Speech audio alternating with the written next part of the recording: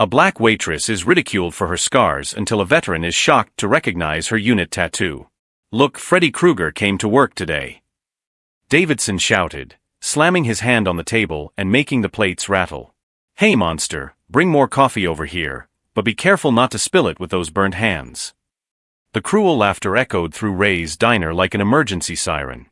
All eyes turned to Keisha, who held the coffee pot with perfectly steady hands, despite the scars that spread from her fingers until they disappeared under the sleeve of her white uniform shirt. Keisha Johnson was 34 years old and had faced much worse than the insults of Davidson and his crew of mediocre executives who showed up every Tuesday to brighten her day. What they didn't know was that every cruel word only fed something inside her that grew in silence, a strength they could never understand. "I bet it was in a fire in the ghetto," whispered Brett, Davidson's accountant, loud enough for her to hear. "Or maybe she was trying to cook crack and blew it up." Davidson laughed even louder. "Or maybe her boyfriend did it to her. You know how domestic violence is in that community." Keisha approached the table with measured steps, her posture straight, contrasting with their expectation of seeing her slump under the weight of humiliation. When she reached the table, she poured the coffee with surgical precision, every movement calculated and controlled. "Anything else, gentlemen?" she asked in a voice so calm that Davidson frowned, confused by the lack of reaction he expected. "Yeah, an explanation," Davidson leaned forward, his small eyes gleaming with malice. "Tell us how you got that. Was it an accident, or did someone teach you a lesson?" For a split second, something flashed across Keisha's eyes. It wasn't fear, it wasn't shame. It was the look of someone who had stared death in the face and decided it would have to wait. But Davidson was too busy admiring his own cruelty to notice. "Work," she replied simply, turning to leave. "What kind of work leaves someone like that?" Brett insisted, his voice heavy with contempt. "Nightclub security? Prostitute?" "Careful," Keisha interrupted, turning slowly to face Brett. There was something in the way she said that one word that made the air at the table grow heavier. "Some stories are more dangerous to tell than you can imagine." Davidson laughed again, but this time it sounded a little forced. "Oh look. Monsters trying to scare us. What are you going to do, burn us like they burned you?"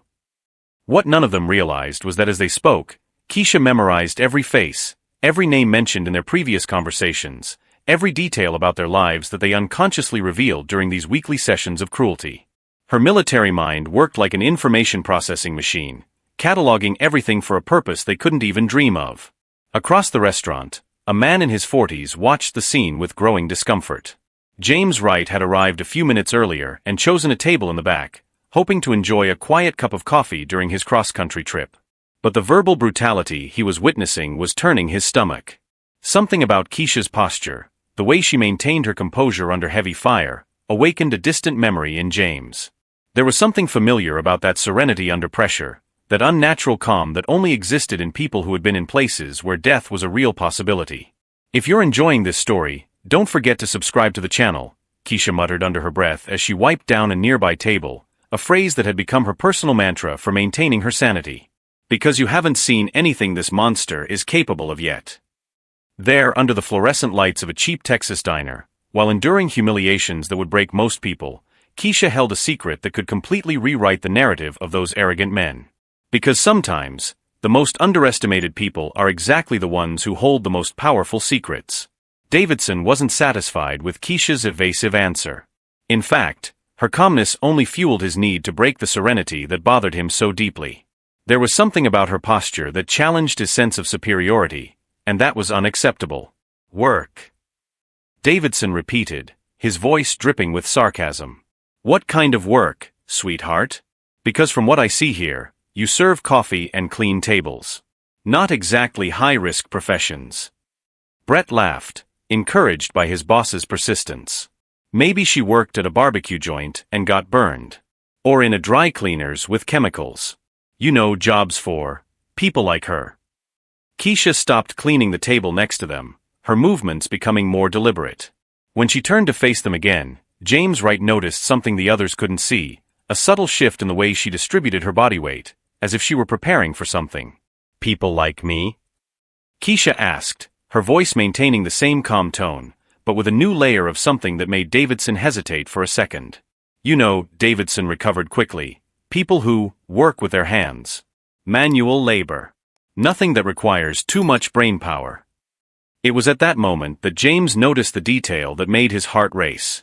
When Keisha leaned forward slightly to pick up a fallen napkin, the sleeve of her shirt rode up a few inches, revealing not only the scars that ran down her arm, but also the faded edge of a tattoo. It was only a few partial letters, but to someone who had served in the army, those marks were unmistakable. Interesting, Keisha muttered, more to herself than to Davidson. Manual labor. That's an interesting way to describe carrying wounded soldiers 3 miles under enemy fire. Davidson blinked, confused. What did you say? Nothing, Keisha replied, returning to her neutral tone. Never mind.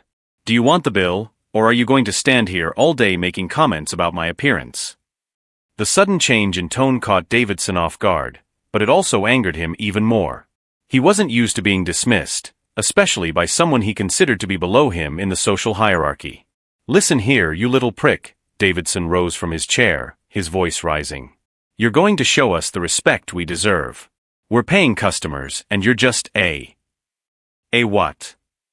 Keisha interrupted, turning to face him completely. For the first time since they had arrived, she made direct eye contact with Davidson, and something in her gaze made him take an involuntary step back. James Wright watched the scene with growing tension. There was something about the way Keisha stood, the way she held her hands open at her sides, that brought back memories of military training. She wasn't just defending her dignity, she was assessing threats and calculating responses. An employee, Davidson finished, trying to regain his bravado. And employees should know their place. My place, Keisha repeated slowly, as if savoring the words. You're right. I should know my place. The problem is, you have no idea what my real place is. The tension in the restaurant was palpable now.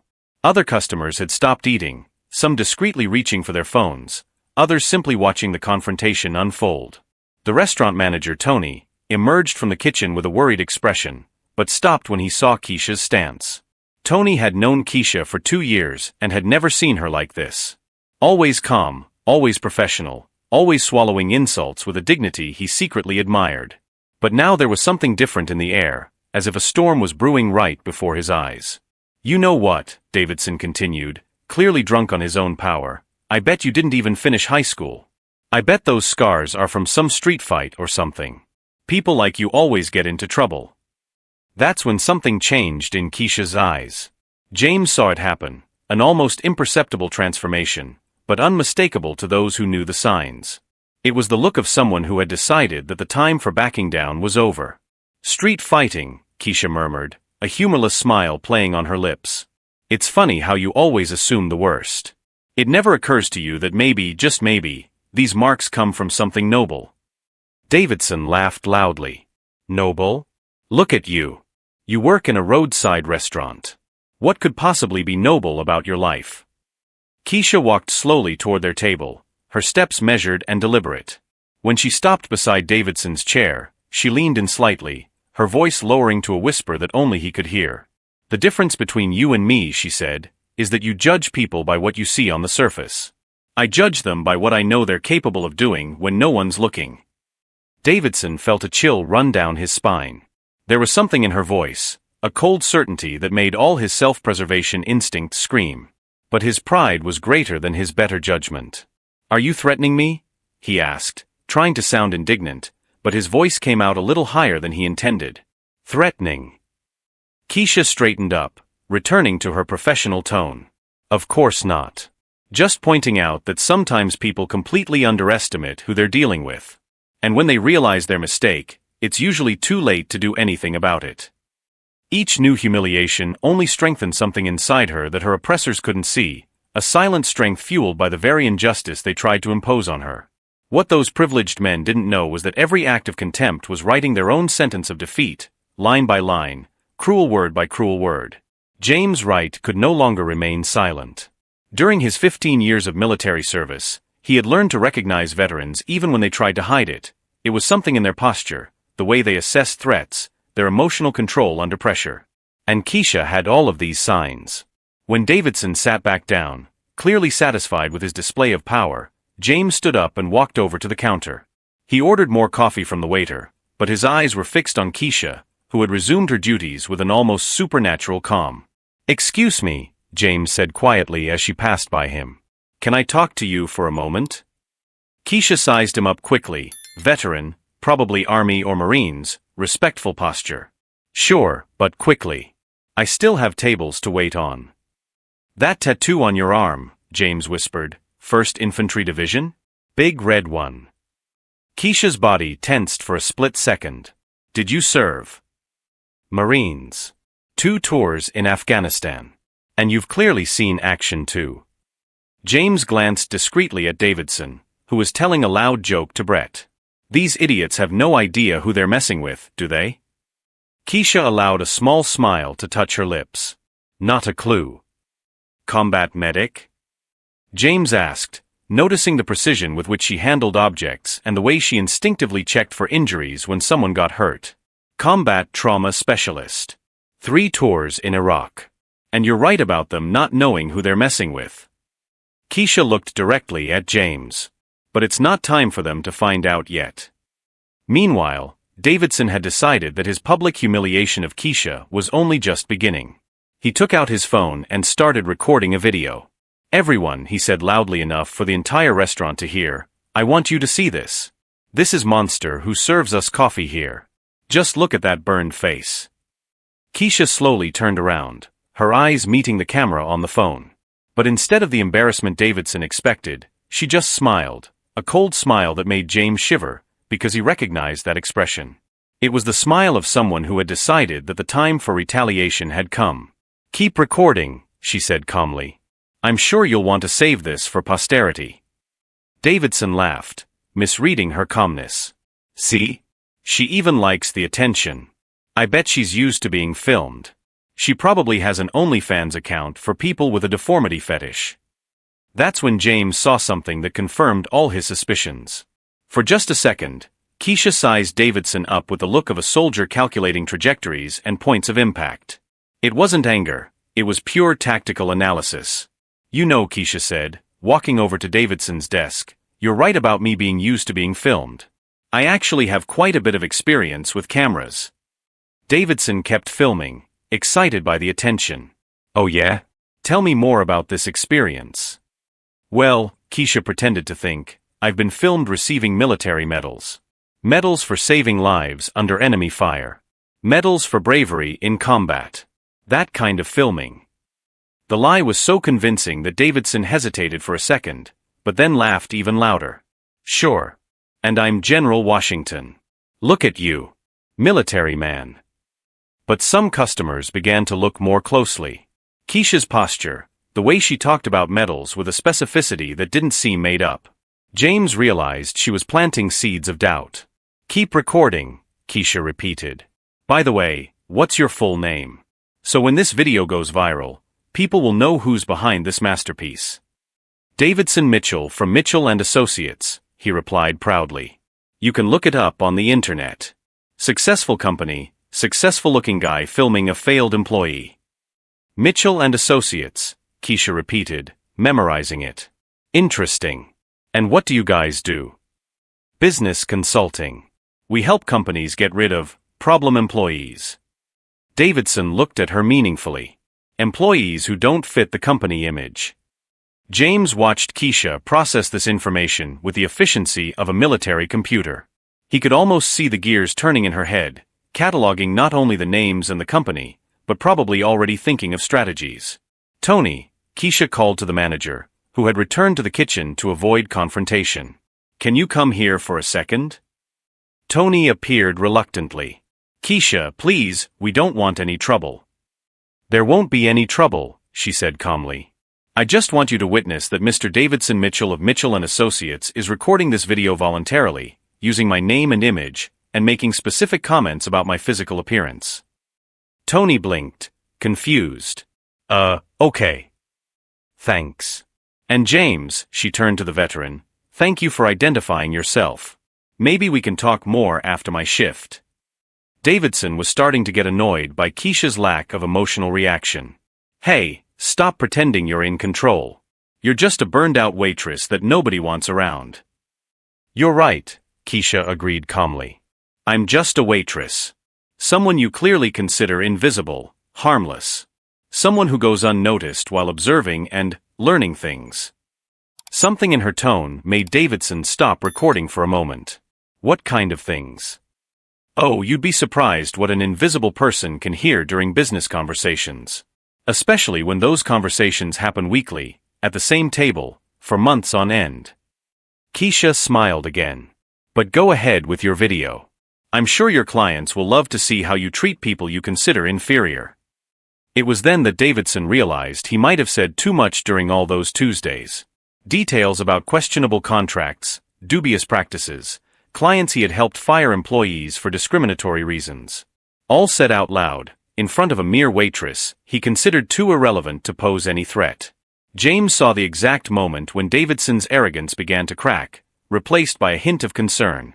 And he also saw the moment when Keisha decided she had gathered enough information for now. Well, gentlemen, it's been a pleasure as always, she said, tucking the pen into her apron pocket. See you next Tuesday. Or maybe, not. As she walked away, James realized he had just witnessed the first moves of a military campaign. Keisha wasn't just a veteran trying to survive in the civilian world. She was a seasoned strategist who had just turned months of humiliation into ammunition for a war Davidson didn't even know he declared. For a moment, when she accepted the humiliations without fighting back, everyone thought they had broken her spirit. But those who know true military strength know that it grows precisely in silence, fueled by the patience and precision of those who have learned that the best revenge is the kind the enemy never sees coming. Davidson's phone began to ring insistently. It was Michael Stevens, his biggest corporate client. Davidson answered with a smug smile, keeping the camera on. Davidson, you need to explain a few things urgently, Stevens' voice sounded tense. I've just received some very disturbing information about your company. What are you talking about, Michael? Davidson laughed, looking at Keisha as if she were part of the joke.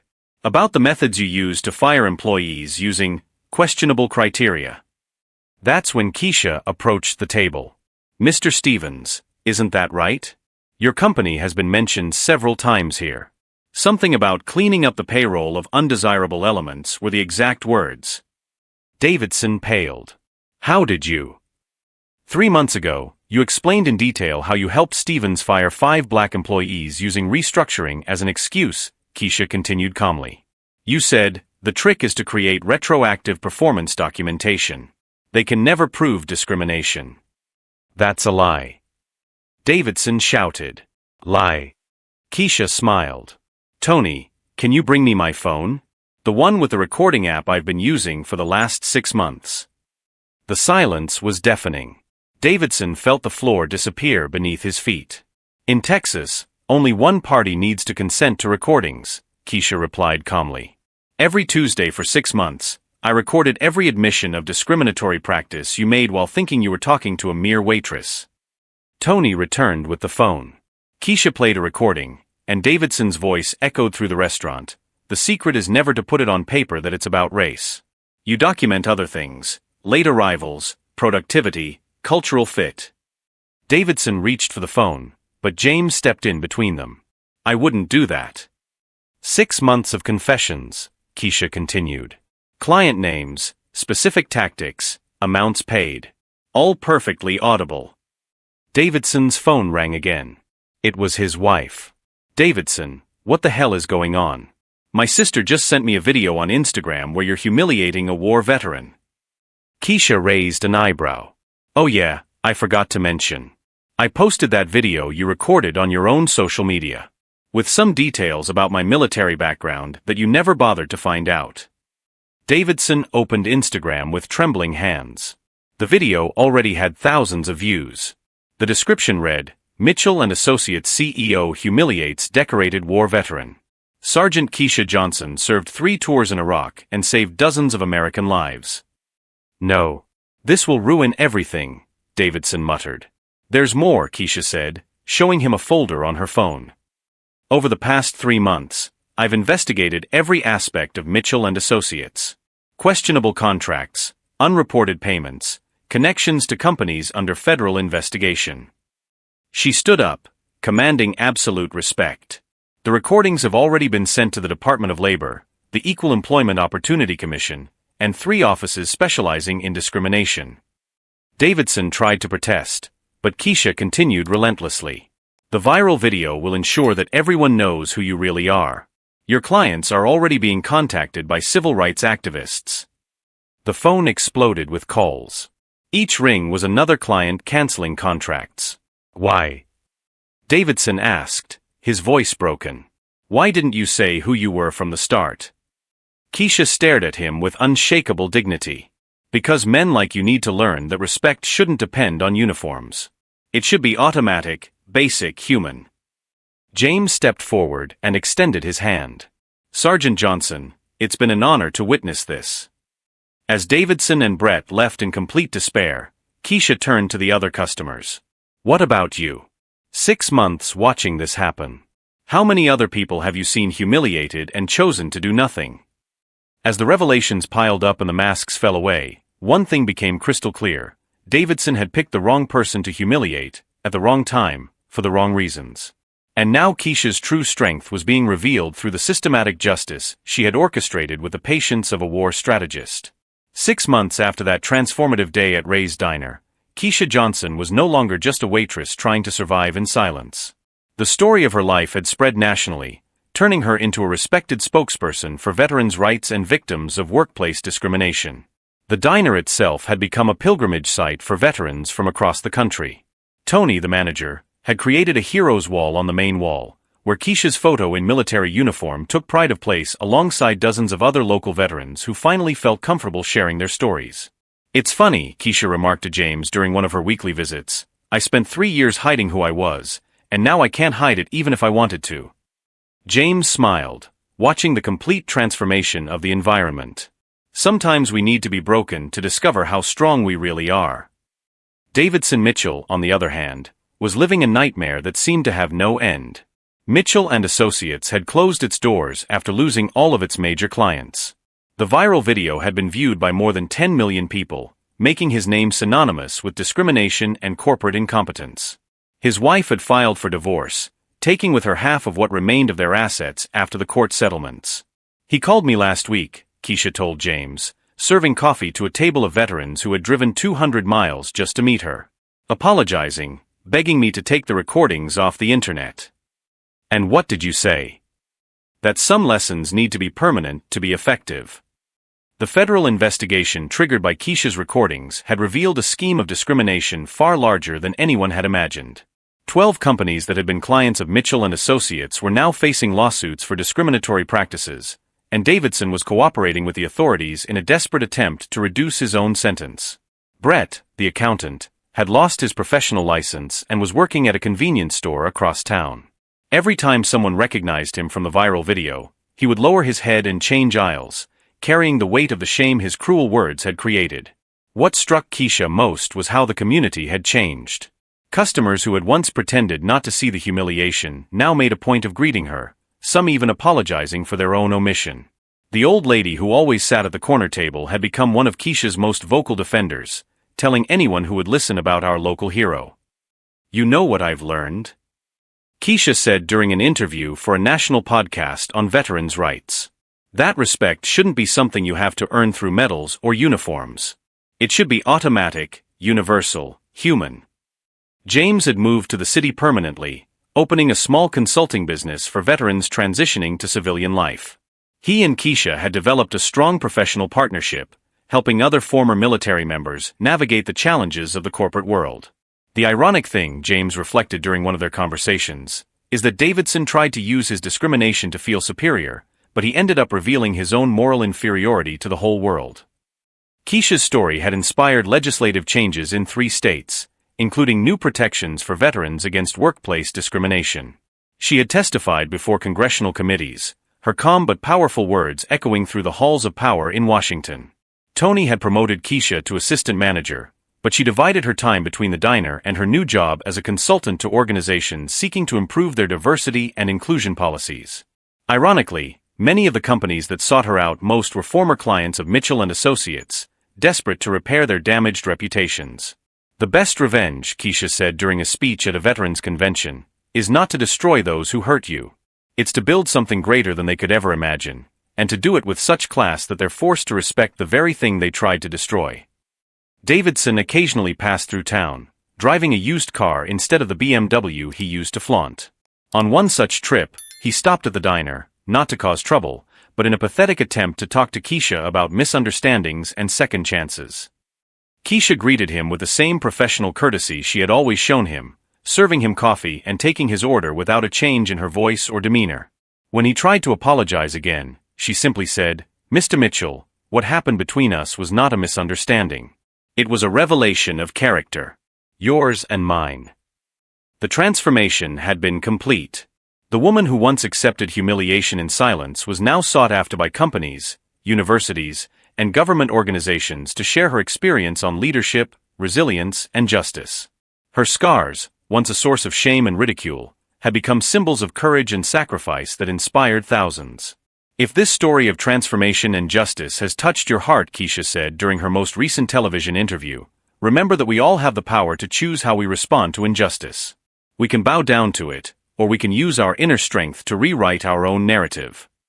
The lesson was clear. Davidson tried to destroy Keisha, but he ended up destroying himself. Keisha learned that true revenge isn't about repaying the harm done to you. It's about achieving a level of success your enemies could never imagine, and doing so with a dignity that forces them to confront their own moral mediocrity.